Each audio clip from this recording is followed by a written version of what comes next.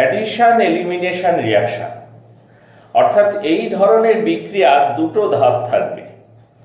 একটা ধাপ হচ্ছে অ্যাডিশন, অর্থাৎ জোড়া দেওয়া হলো দুটো পদার্থ। অ্যাডিশন রিয়াকশন কাকে বলে? যে বিক্রিয়ায় দুটো বিকারক সরাসরি যুক্ত হয়ে যায়। Two reactants united together, no part is separated, is called addition. আর এলিমিনেশন ব্যাপারটা ঠিক এর উল্টো।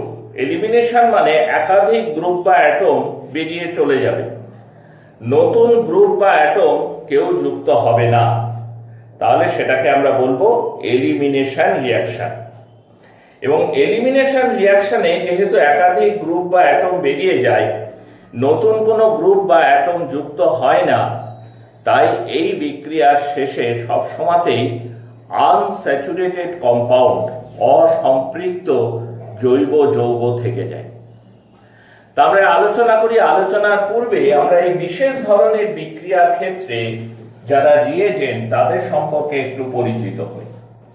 যেমন ধরো NH2OH, একে বলে হাইড্রক্সিল অ্যামিন। হাইড্রক্সিল অ্যামিন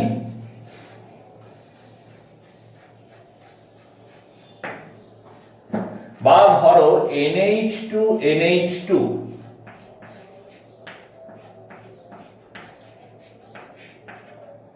একে বলে হাইড্রাজিন।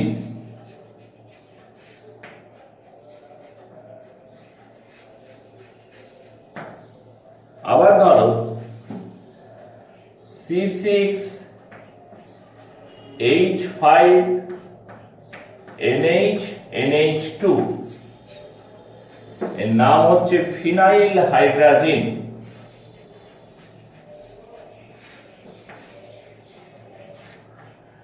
ফিনাইল হাইড্রাজিন। হাইড্রোজেন আর ফিনাইল হাইড্রোজেনের তফাৎ কি? না, হাইড্রোজেনের একটা হাইড্রোজেন বাদ দিয়ে সেখানে একটা C6H5 গ্রুপ ঢোকানো হয়েছে, দেখতে এরকম লাগে।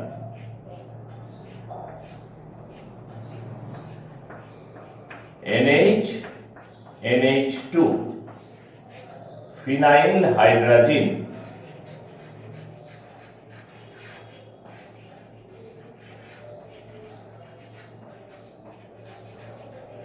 ফিনাইল হাইড্রাজিন। এবং আরেকটা রিয়েজেন্টের কথা বিশেষভাবে বলি, সেমি কার্বাজাইট।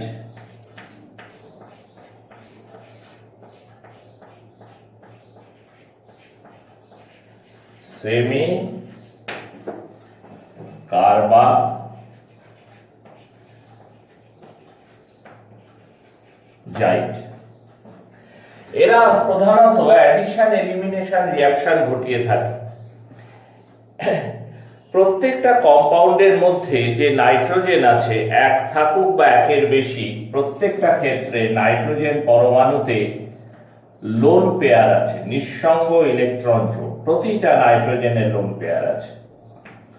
তার ফলে এরা প্রত্যেকেই নিউক্লিওফাইলের ভূমিকা পালন করতে পারে। এরা প্রত্যেকেই কি করতে পারে? নিউক্লিওফাইলের ভূমিকা পালন করতে পারে।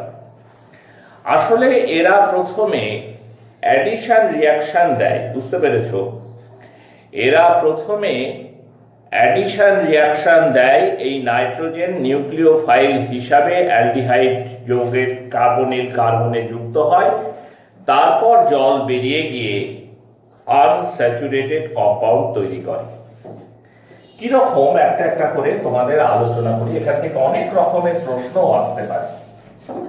ধরো প্রথমটাই ধরো না কেন, CH3CH2 অ্যাসিটালডিহাইড, তার সঙ্গে তুমি হাইড্রক্সিল অ্যামিনের রিয়াকশন ঘটাচ্ছ। তো যথারীতি সে তার লোন পেয়ার দিয়ে নিউক্লিওফাইল হিসাবে কার্বনের সাথে যুক্ত হবে।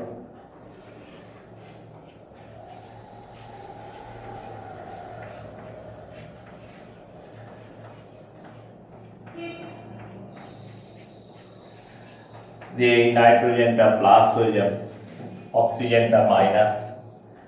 তারপর একটা প্রোটন ট্রান্সফার হচ্ছে, হয় তোমরা দেখলে অনেক কটাই মেকানিজম দেখলে।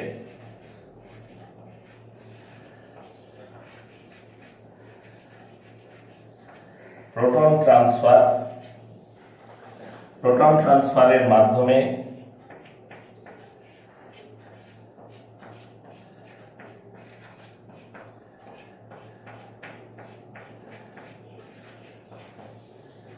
এই অবস্থায় পৌঁছল। ঠিক আছে, তার পরবর্তীতে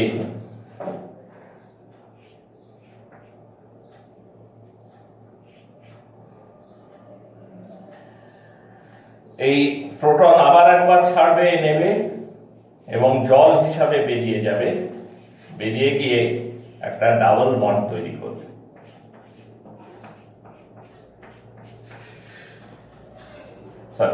ডাবল বন্ড NOH,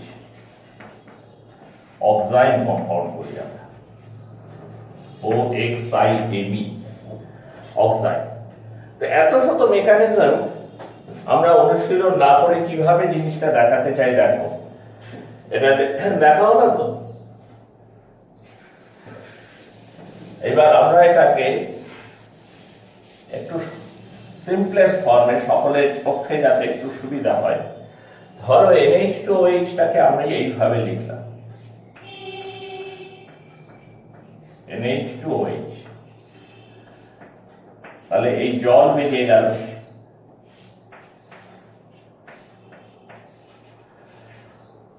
তাহলে পড়ে থাকলো কি CH3 CH double bond NOH, অক্সাইন OXIME, অক্সাইন। ঠিক আছে, ফর্মালডিহাইড হলো একই রকম বিক্রিয়া হবে, এটা মুছে দিলাম আমি।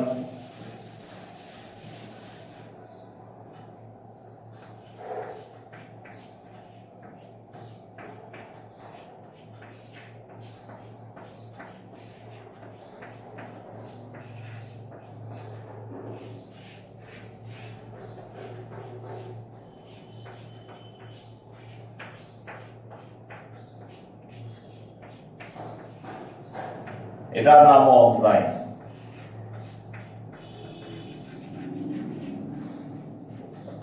অ্যাসিটোন হলেও একই রকম বিক্রিয়া,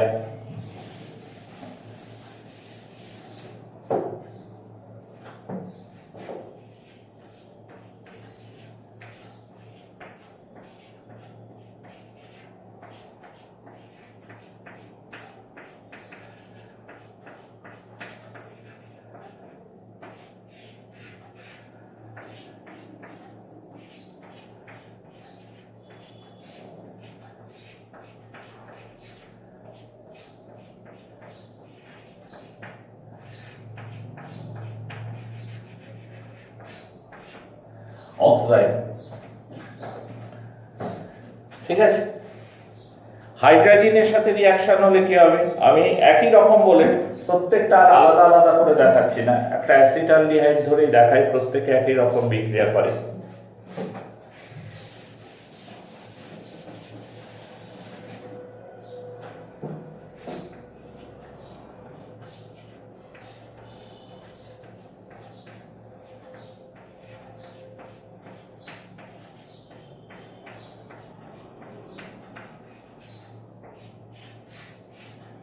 জল বেরিয়ে গেল,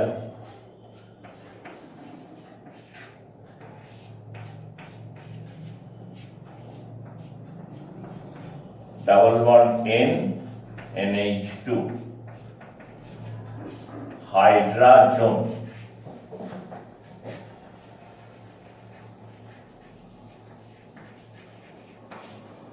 হাইড্রোজেন। ঠিক আছে, ফর্মালডিহাইড হলে কি হবে,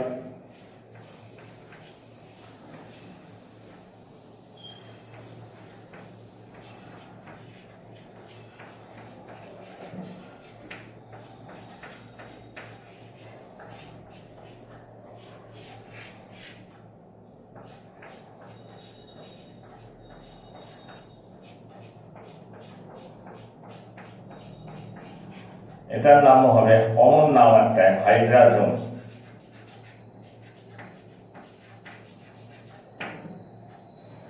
অ্যাসিটোন হলে কি হবে,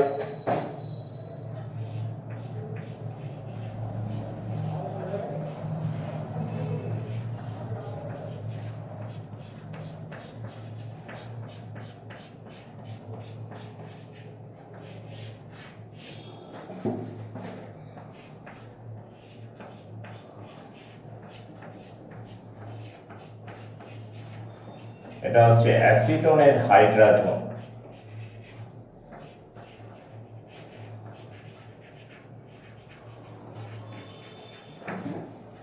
ঠিক আছে, অ্যাসিটোনের হাইড্রাজোন একই ধরনের বিক্রিয়া, এলিমিনেশন হওয়া মানে জল বেরিয়ে যাওয়া। প্রথম ধাপে যুক্ত হলো reagent as a nucleophile, addition reaction হলো, তারপর জল বেরিয়ে গেল, যে ডিজায়ার্ড প্রোডাক্টটা দিচ্ছে। বাকি দুটো বিক্রিয়াও দেখায়।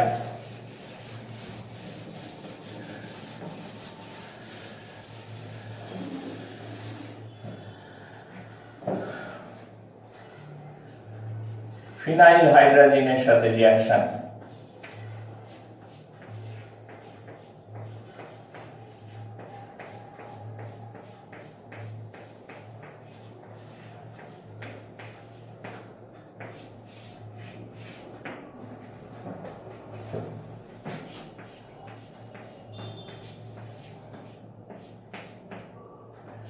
Double bond N NH C6H5, phenyl hydrazone. প্রত্যেকটা ক্ষেত্রে জল বেরোবে।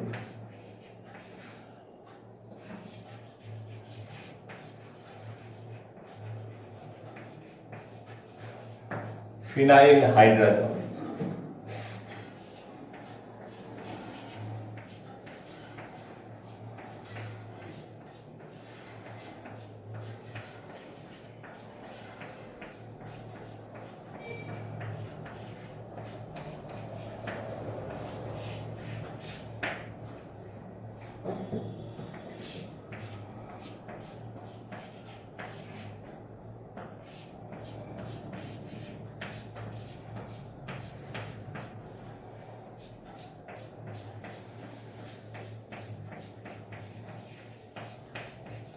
এরও কমন নাম হচ্ছে ফিনাইল হাইড্রাজোন।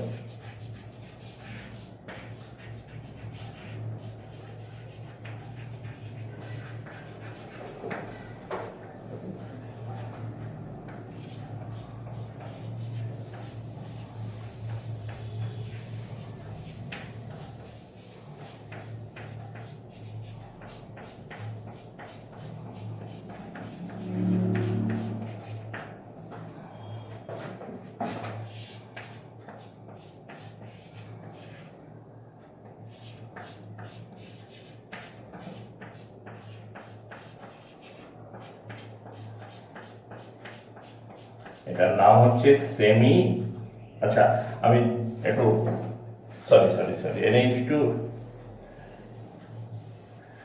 NHC6H5, ফিনাইল, এটাও ফিনাইল হাইড্রোজেন।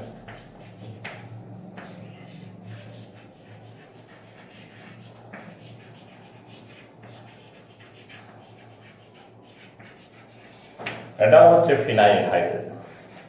ঠিক আছে, এবং লাস্ট রিএজেন্ট হচ্ছে যেটা সেমি কার্বাজাইড দিয়ে বিক্রিয়া।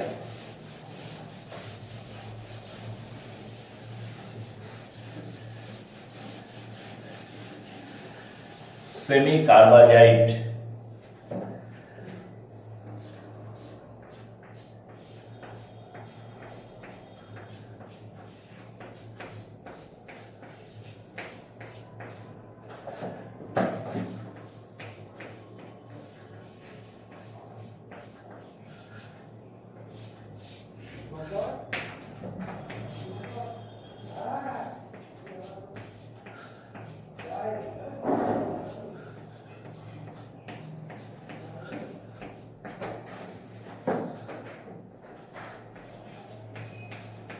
সেমি কার্বাজোন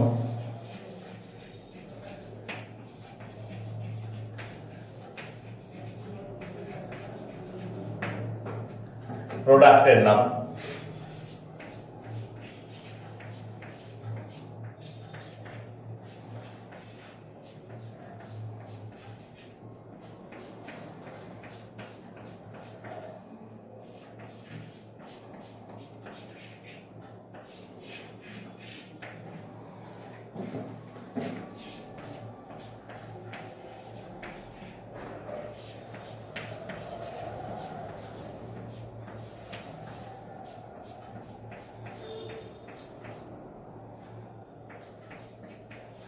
এটাও কমন নাম হবে সেমি কার্বাজন।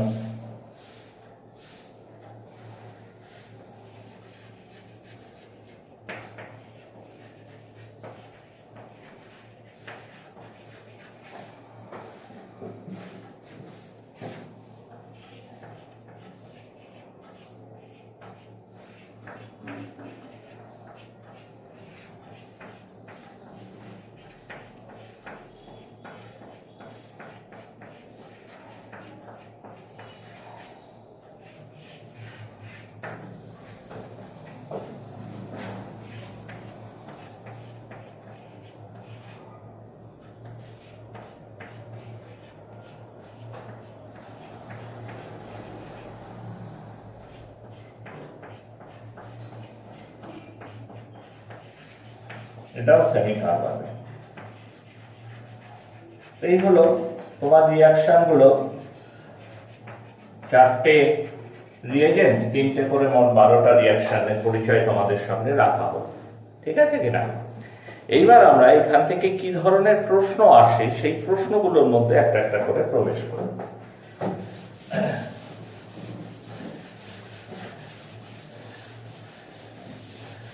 প্রথম কথা হচ্ছে,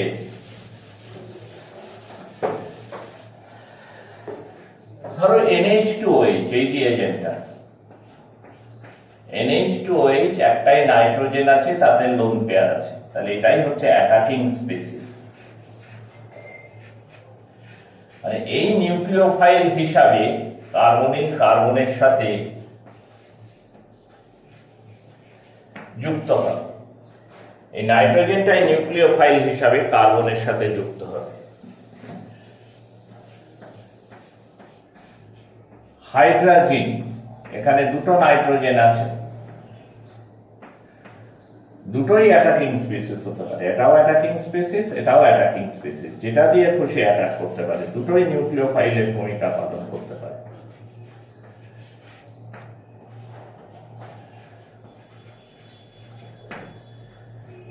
তাহলে এটাও নিউক্লিওফাইল। এবারে সব ফিনাইল হাইড্রাজিন,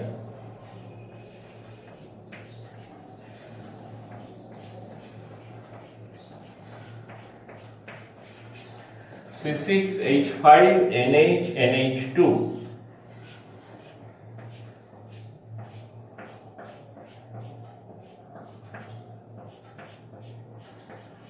এখানে দেখো দুটো নাইট্রোজেন আছে, দুটো নাইট্রোজেনই লোন পেয়ার আছে, কিন্তু যে নাইট্রোজেন অ্যাটমটা সরাসরি বেঞ্জিন রিং এর সাথে যুক্ত, তার লোন পেয়ার কিন্তু বেঞ্জিন রিং এর মধ্যে ডিলোকালাইজ করে যাবে, ফলে এই নাইট্রোজেনের মাথাতে ইলেকট্রন ডেনসিটি কমে যাবে।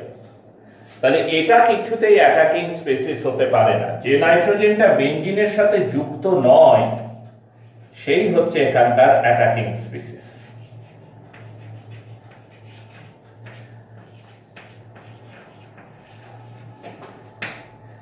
যে নাইট্রোজেনটা সরাসরি বেঞ্জিন রিং এর সঙ্গে যুক্ত নয়, সেটাই হচ্ছে গিয়ে এখানকার অ্যাটাকিং স্পিসিস। ঠিক আছে? আর একটা সেমি কার্বাজাইট,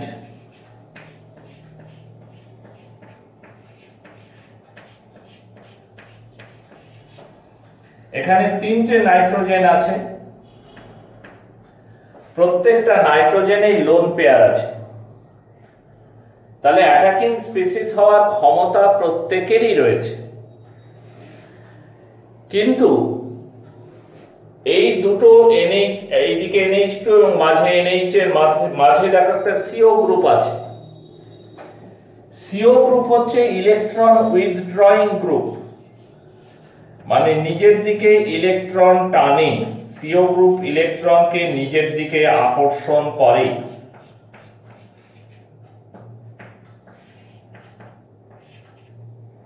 এরকম, ফলে তার সাথে অ্যাডজাসেন্টে যে নাইট্রোজেন গুলো আছে, তাদের মাথায় ইলেকট্রন ডেনসিটি কমে যাবে। তাহলে যে নাইট্রোজেনটা CO গ্রুপ থেকে দূরে আছে, সেই নাইট্রোজেনটাই হবে অ্যাটাকিং স্পিসিস।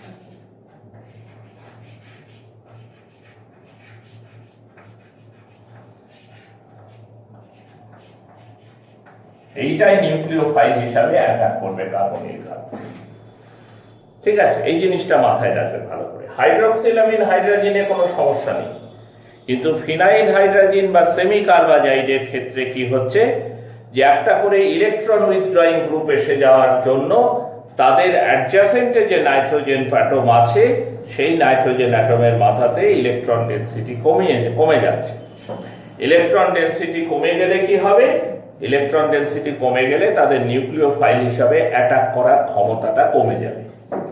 যার সেই ক্ষমতা বেশি সে গিয়ে করবে। তাই সেমি কার্বাজাইডে 3টে নাইট্রোজেন থাকলেও যে নাইট্রোজেনটা সিও গ্রুপ থেকে দূরে আছে সেই হবে অ্যাটাকিং স্পিসিস।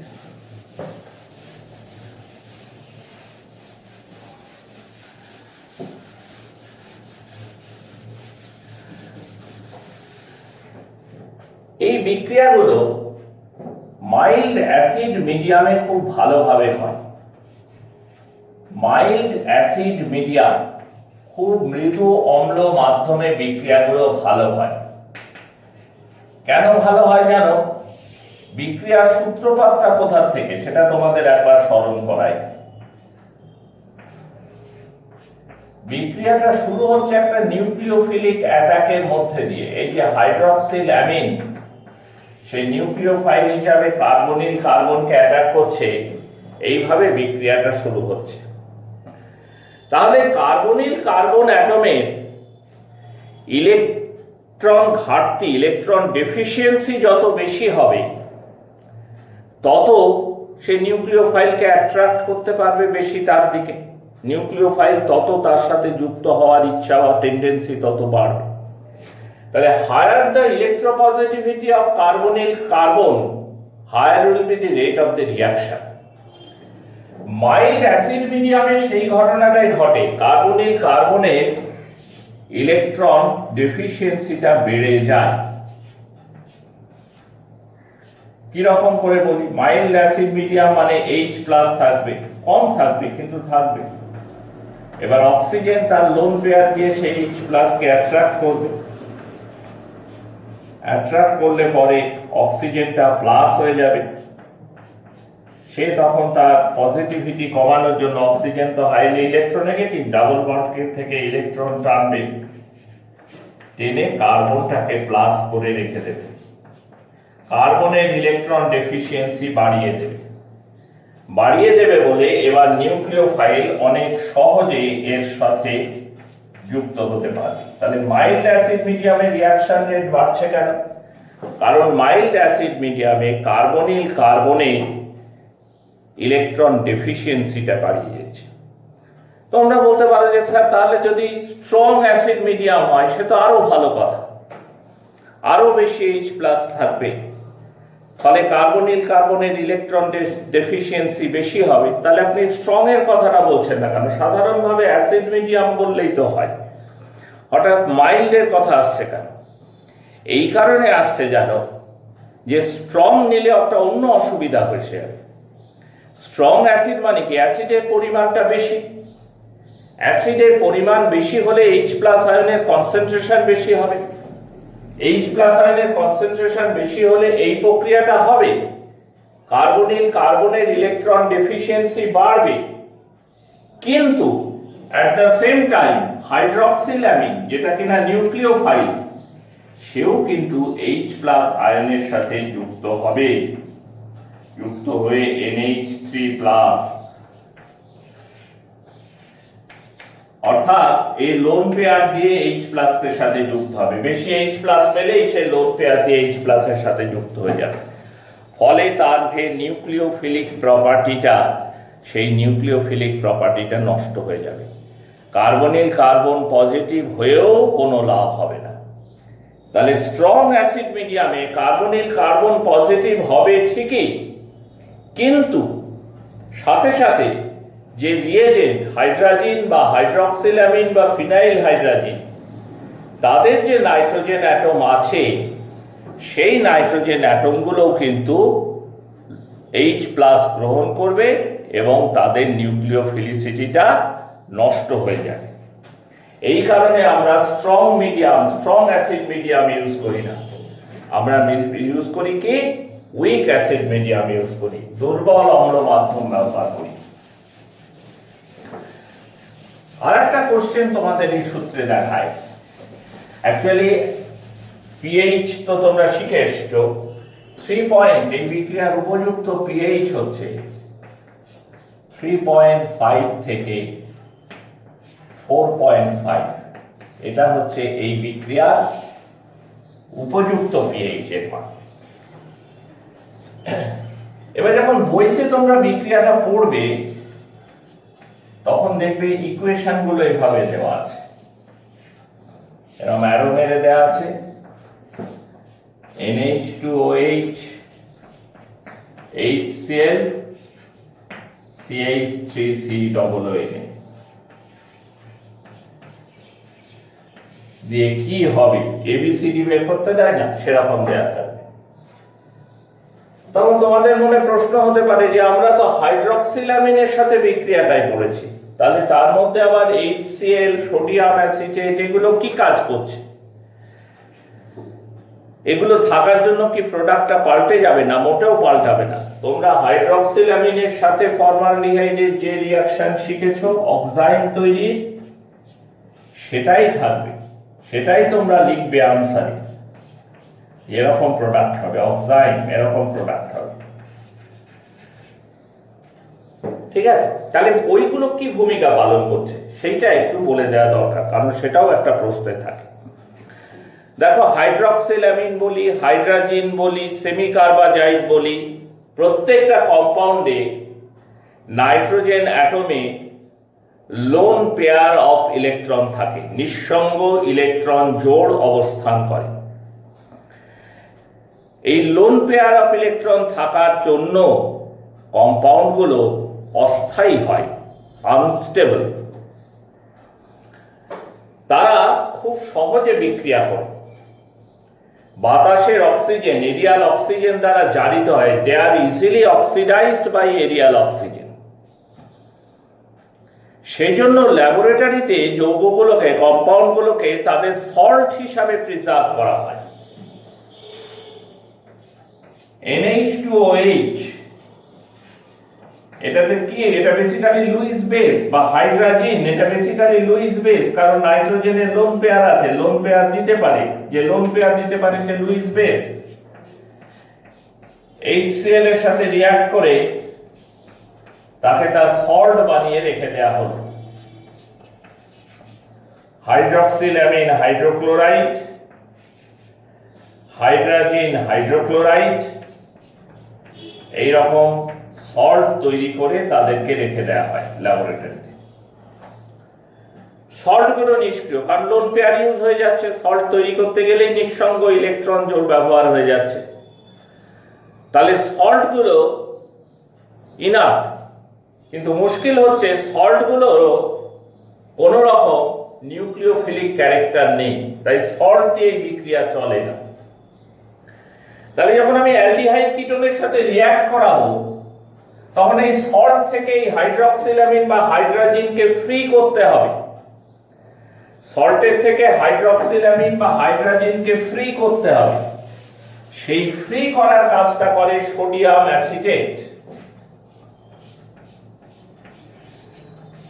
ধরো হাইড্রক্সিলামিন হাইড্রোক্লোরাইড, তার মধ্যে তুমি সোডিয়াম অ্যাসিটেট দিয়েছো, CH3COONA দিয়েছো, তাহলে কি হবে জানো, হাইড্রক্সিলামিনটা ফ্রি হবে, তার সঙ্গে NaCl এবং অ্যাসিটিক অ্যাসিড তৈরি হবে। এই হাইড্রক্সিলামিনটা তখন গিয়ে কার্বনিল কম্পাউন্ডের সাথে রিঅ্যাক্ট করতে শুরু করবে। তাহলে before the reaction hydroxylamine must be freed from this salt, এই লবণ থেকে তাকে মুক্ত করা দরকার। সোডিয়াম অ্যাসিটেট ওই কাজটা করে, সে হাইড্রক্সিলামিন হাইড্রোক্লোরাইড লবণ থেকে হাইড্রক্সিলামিনকে ফ্রি করে। সঙ্গে কি দেয়, সঙ্গে দেয় অ্যাসিটিক অ্যাসিড। সঙ্গে তৈরি করে কি, অ্যাসিটিক অ্যাসিড, একটা মৃদু অ্যাসিড।